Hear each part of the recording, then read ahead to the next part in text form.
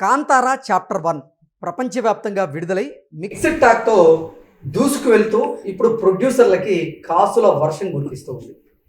అయితే ప్రపంచవ్యాప్తంగా ఈ సినిమా ఎంత కలెక్ట్ చేసింది, హిందీ బెల్ట్లో ఈ సినిమా కలెక్షన్స్ ఎలా ఉన్నాయి, ఓవరాల్గా మన తెలుగు చిత్ర పరిశ్రమలో ఈ కలెక్షన్స్ ఎలా ఉన్నాయి అనేది మనం ఓవరాల్గా విశ్లేషణ చేసుకునేటువంటి ప్రయత్నం చేద్దాం. ప్రస్తుతం మనతో పాటున్నారు ప్రముఖ సినీ రాజకీయ విశ్లేషకులు, ప్రముఖ సీనియర్ జర్నలిస్ట్ దుర్గా వడ్లమణి గారు. వారితో మాట్లాడదాం.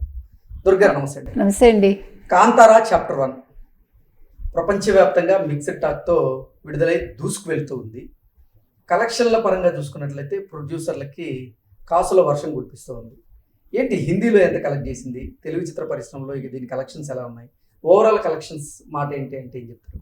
మొత్తం మీద 2025 సెప్టెంబర్ అక్టోబర్ మాసాలు అటు తెలుగు చిత్ర పరిశ్రమకైనా కన్నడ చిత్ర పరిశ్రమకైనా చాలా బాగుందని చెప్పాలి మనం.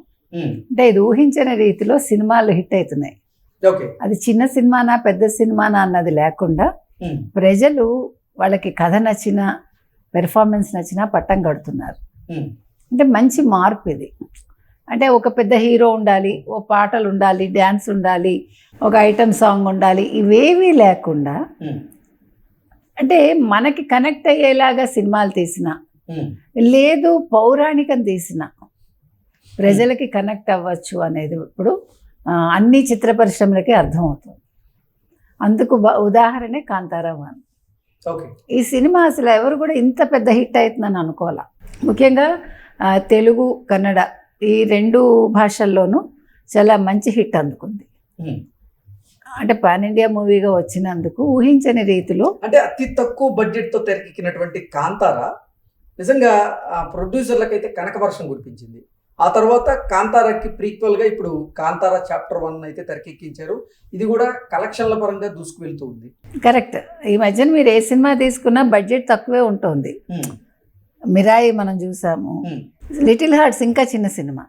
అంటే నేను మీకు చెప్తున్నా, మనం ఎంత బడ్జెట్ పెట్టాము, ఏ హీరో హీరోయిన్ పెట్టామని ఎవరు చూడటల్లా.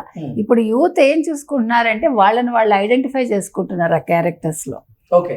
ఇప్పుడు మీకు యూత్ ఎట్లా ఉన్నారంటే 2 ఎక్స్ట్రీమ్స్ అనమాట. ఒకటి చాలా ఫార్వర్డ్గా అంటే చాలా మోడర్న్గా ఉంటున్నారు. At the same time they are connecting to పురాణాలు కావచ్చు, ఇతిహాసాలు కావచ్చు, వాటిని కూడా వాళ్ళు లైక్ చేస్తున్నారు. మీరు గమనించండి కావాలంటే. ఒకప్పుడు మనకి మహాభారత ఫేవర్ ఉండేది, రామాయణ ఫేవర్ ఉండేది, మధ్యలో తగ్గింది, ఇప్పుడు మళ్ళా వచ్చింది. అంటే మనం పురాణాలు ఇష్టపడుతున్నాము, చరిత్ర ఇష్టపడుతున్నాము, ఇతిహాసాలు ఇష్టపడుతున్నాము. దానికి కనెక్టివ్గా మీరు సినిమాలు తీస్తే ప్రజలు ఇష్టపడి చూస్తున్నారు. అందుకు ఉదాహరణ ఇవాళ 300 కోట్లు తెలుగు చిత్ర పరిశ్రమ కావచ్చు, కన్నడ చిత్ర పరిశ్రమ కావచ్చు, కాంతారా చాప్టర్ 1 సంపాదించుకుందంటే అదే కదా, అదే రుజువు. అదేవిధంగా హిందీ బెల్ట్ దాకా వచ్చేసరికి వీళ్ళు అనుకున్న స్థాయిలో రాలేదు అని అంటున్నారు. అంటే సాధారణంగా మీకు హిందీ బెల్ట్లో ఏంటంటే వాళ్ళు ఎక్కువ ఈ పురాణాలని ఇతిహాసాలని ఇష్టపడతారు, వాళ్ళు చాలా తొందరగా కనెక్ట్ అవుతారు.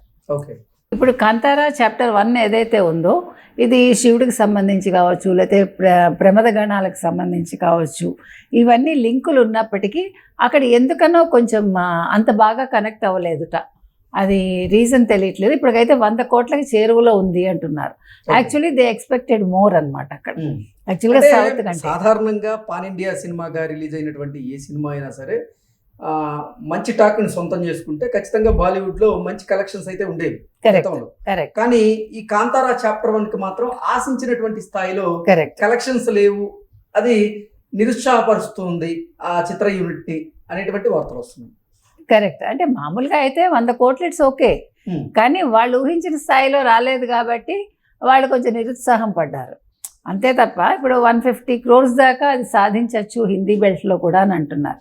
సంస్కారిక తులసి కుమారి అని ఒక హిందీ సినిమా కూడా ఇదే టైంలో రిలీజ్ అయిందట. సో దానివల్ల కూడా కొంచెం కలెక్షన్స్ తగ్గాయా అని ఆలోచిస్తున్నారు. సో ఓవరాల్గా చూసుకుంటే తెలుగులో బాగా హిట్ అయింది, కన్నడలో ఇంకా చెప్పక్కర్లేదు. పెర్ఫార్మెన్స్ వైజ్ కూడా సినిమా చాలా బాగుంది అంటున్నారు, రిషబ్ శెట్టి చాలా బాగా చేశాడని. కాబట్టి ఈ సినిమా నిజంగా చెప్పాలంటే 800 కోట్లకి చేరువలో ఉందంటున్నారు. 1000 కోట్ల క్లబ్లో చేరుతుందో లేదో చెప్పలేం, కానీ ఓవరాల్గా 800 crores వరకు ఈ సినిమా సాధించవచ్చు అంటున్నారు. అసలు చాలా చిత్రంగా కన్నడ సినిమాలో KGF అనేది ఒక ఫస్ట్ ఏమనాలి 100 కోట్ల క్లబ్బు 200 కోట్ల క్లబ్బు అనేది వాళ్ళకి రుచి చూపించింది కన్నడ వాళ్ళకి. అంటే Okay. కన్నడ వాళ్ళు రుచి చూపించారు లేదా సినిమా పరిశ్రమకి. ఆ తర్వాత వాళ్ళది కాంతారా అనేది వాళ్ళని ఎక్కడికో తీసుకెళ్ళింది. ఒక 2 సినిమాలు ఇవాళ కన్నడ చిత్ర పరిశ్రమని ఓహో అని అనిపించేలాగా ముందుకు తీసుకెళ్తున్నాయి. అంటే వాళ్ళు ఊహించని స్థాయిలో ఇవన్నీ కూడా ఉన్నాయి.